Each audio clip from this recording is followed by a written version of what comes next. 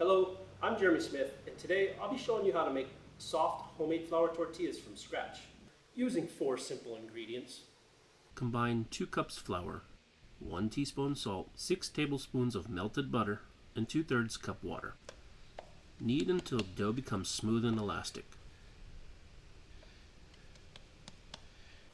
That's the secret to soft tortillas.